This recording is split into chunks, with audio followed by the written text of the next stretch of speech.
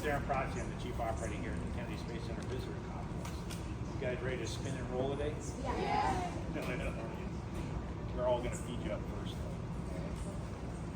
though. But I heard you're all here because of some great essays that you wrote. Yeah. Yeah, wow, that's exciting. Who does want to go to Mars? Anybody? That's good. You kind of halfway raise your hand back there? Yeah, sort of.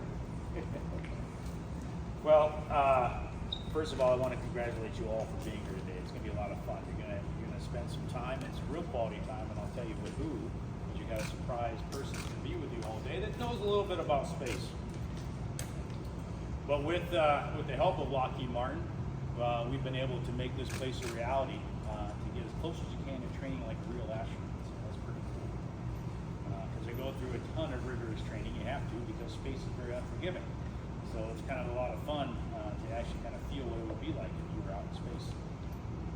Today, you're going to be some of the first to be featured on some of the new and upgraded software programs that we have here for the training exercises. You're going to be on the microgravity, a new real-time video component, an enhanced virtual reality of Mars, which is going to feel like to actually walk on Mars, an updated interactive video component on the land and drive Mars. That's that guy right there.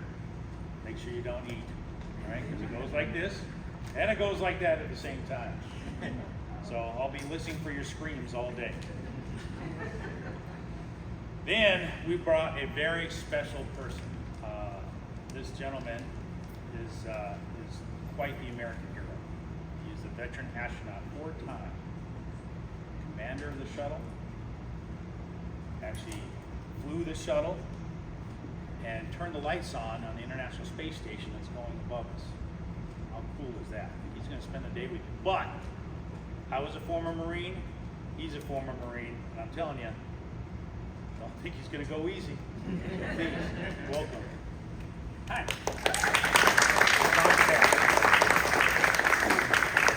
I'm Bob Cabana, and I had the privilege of flying in space 4 times, like Mr. Protze said, and it is absolutely awesome.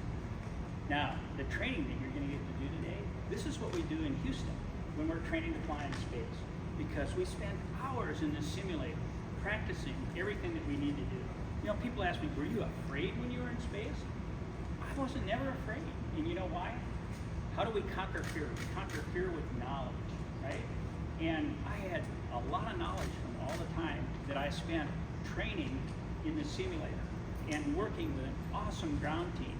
You know, we spent hours inside the shuttle simulator with a crew in mission control. We did spacewalks, practice. You know, we had a big swimming pool that we put folks in the suit in so that they could float. But we also had virtual reality. They have simulators now in Houston where you put on virtual reality goggles, and it's just like being outside the space station. And they use a microgravity simulator and actual handholds, just like you're going to do over here when you practice doing an EVA on the equipment here. So when I was your age, I never dreamed I could be an astronaut, right? I held astronauts in such high esteem, but I wanted to fly airplanes.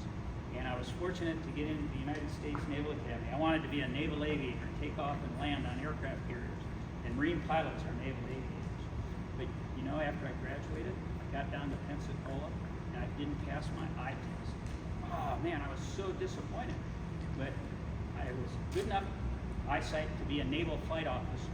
Okay, and if you saw the movie Top Gun, you know the guy that's not the pilot, that's in the jet with the pilot, he's a naval flight officer working the systems. And I did that for 3 years, but I always passed my eye test with 20/20 vision. And I worked hard and did well. And I convinced them to let me go back to flight school, and I earned my gold wings as a naval aviator. And then I said, you know, I want to use all that math and engineering that I had in school along with flying. I want to be a test pilot. So I applied for Navy test pilot school as soon as I had 1,000 hours of flight time. I didn't get in on the first try. But 6 months later, I got picked up for test pilot school. It was awesome. Well, NASA took the first group of shuttle astronauts. 1978, they took another group in 1980. In 1984, and I know that's a long time ago, I was a test pilot, all right? And I actually qualified to be an astronaut. And I said, oh man, they came to Patuxent River Naval Air Station and asked us to apply for the program. They're looking for new astronauts. And I applied. I went through that whole process. I got down to Houston, went through the interviews, and I said, this is what I want to do. Okay, this is awesome. And I just couldn't wait for the call. And the call came and they said, sorry, Bob, you didn't get it. Oh man, not again. And I was so disappointed. They said, we're going to take some more next year. We want you to try again. All right? So I reapplied and was fortunate to get selected the next year. And I spent the next 38 years at NASA. Half of that, 15 years, as an active duty Marine. And then I spent another 24 years at NASA in leadership positions. I was director of the Kennedy Space Center. I worked up in Washington the last 3 years, but now I'm back home and I get to spend time with my family. So the moral of that whole story is, right? If you got something you want to do, don't give up if you don't get it on the first try. I didn't get into pilot training, test pilot school, or the astronaut program on the first try. And I was doing something that I really love. I hope that as you go through these simulators today, as you work hard in school, you find what you're passionate about. My passion was wanting to be a pilot. It was math and engineering. I just loved it. And if you're doing something that you really love, you're not really working, right? I've hardly worked a day in my life because I just love what I do. I love flying jets. I love being a test pilot. I love being part of America's space program. Okay, so if you're doing something you enjoy, then school is easy. You study because you enjoy it and it's fun, and work's not work because you work hard and do well because you really like it. So find what you really like to do, and then don't give up if you don't get something on the first try. Okay? And always do your very best at whatever you do. Only you know in your heart when you've done your best, right? You guys are all smart. You won that essay contest. I bet you all got straight A's in school and stuff. I bet you don't even have to study for a test. But if you don't study and you get a B, shame on you. You could have gotten an A if you just studied, right? So study hard and do well in school. And I hope that some of this interests you today, and you think, well, maybe I could be an astronaut. I could be part of the space program. And it's not just being an astronaut. We have so many cool jobs at NASA, and with our contractors that help build all the spacecraft. We're getting ready to fly a new flight with a crew with Sonny Williams and Butch Wilmore. A couple of my friends are going to fly the Boeing CFT, the crew flight test for the Starliner here next week, May 6th. And I think that's pretty cool. We're going back to the moon. The Orion spacecraft is going to take a crew of 4 astronauts to the moon for the first time since 1972. Now, they're not going to land, they're just going to go around the moon, but it's the first time we've been back to the moon since the Apollo program. And what a cool crew that is. We've got Christina Cook, and she was an astronaut scholar and an engineer scientist. She is absolutely amazing. She's on that crew. We've got a Canadian, Jeremy Hansen. We're going back to the moon with our international partners, Reed Wiseman, Victor Glover, African American. I mean, it is just an awesome crew, and they're going to the moon. Well, that's something you guys can do, all right? I never dreamed I could do it, but I got to see Apollo 13 launch when I was a young midshipman at the Naval Academy, and I said, Jim Lovell, Naval Academy graduate, naval aviator, test pilot, astronaut. Maybe I could do that. So I want you to look at that crew when they go off to the moon, and they look just like you do, all right? And they did it. You can do it too. I hope you have a lot of fun today. I'm going to be watching you. You got any questions at any time? You want to come up and ask me a question? You feel free to do so. All right. With that, I'm going to turn it over to your team here, and we're going to get you started. And I want to see some really good scores. All right. Thank you.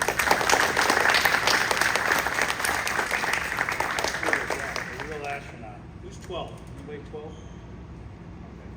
So you mentioned Christina Koch, who's now, about ready to go on Artemis.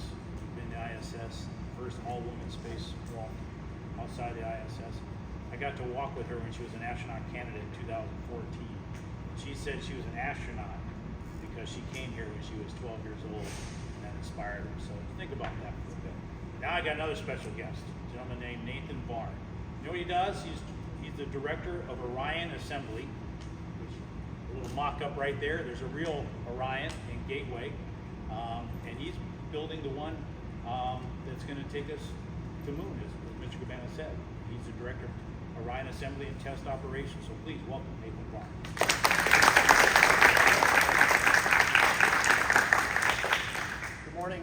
excited that y'all are here today. As Therrin said, I'm Nathan Varn, so I actually get to work with a team of engineers and technicians and planners and production people just down the road about 3 miles on the Orion vehicle. And so we actually put it all together just not far from where y'all are at right now. We actually have a bunch of different vehicles in flow right now. And from a mission standpoint, it is so exciting to be part of NASA and NASA's contractors and industry partners right now. Do you know we flew Artemis 1 about 1.5 years ago? Does anyone remember that? It was a big rocket launch. Yeah, it was really cool back in November of 2022. That mission went 1.4 million miles. So it went out to the moon, orbited around, and then came all the way back. Very successful mission, and really set the stage for what Mr. Cabana was talking about, which is our first crewed mission. First crewed mission in 53 years that's going to leave low Earth orbit. And why that's a big deal, you know, we call low Earth orbit, it's kind of the orbit around where the International Space Station goes. That orbit is about 150 miles away, or it's about 250 miles away actually, from the surface of the Earth. So it's kind of like from here to Miami. What the Orion vehicle and what the Artemis program is going to do is as Mr. Cabana said, it's going to send folks to the moon, which is about 250,000 miles away, so really far away. And like Mr. Cabana said, we've got an awesome crew set up. They represent and look a lot different than maybe the crews that went to the moon before. They represent the diversity in our community that each of you have, right? We talked about, you know, Christina, the first woman that's going to leave low Earth orbit. We have a person of color. We have a non-U.S. astronaut who's going to go with us beyond low Earth orbit. And so, you know, it's really exciting times. So that's Artemis 2. Artemis 3, we actually have that building right now too. Just down the road, we're fully assembling that vehicle. We should actually even have Artemis 4. And so there's a ton of work going forward. And so it's a really exciting time. Those vehicles, the Orion vehicle is really meant for deep space, like I talked about, going really far into the universe. Y'all are going to get to experience a lot of things here, not just the moon, but Mars. And so I encourage you guys to really embrace it. It's an immersive thing. It's really exciting. I think you're going to enjoy it.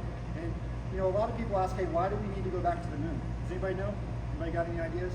Go ahead.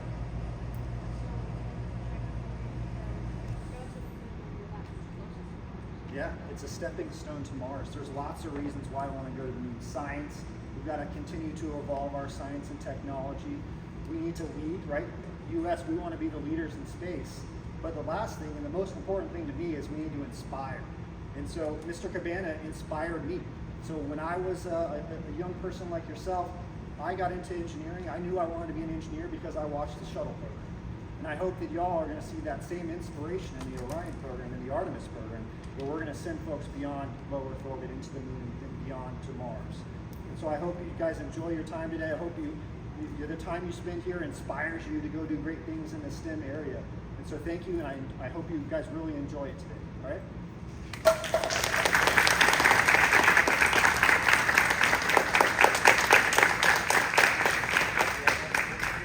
Send them off, sir. We're all going to send them off. All right, it's time. It's time. You know, it's funny, when I was in the Marine Corps, I had the drill instructors come up, and the senior drill instructors released you to the drill instructors. So we're going to release you to the educators so that you can have fun today. And again, ask this guy any question because he knows it all. This guy's way smarter than me, so if he's hanging around, you can ask him. So enjoy your day.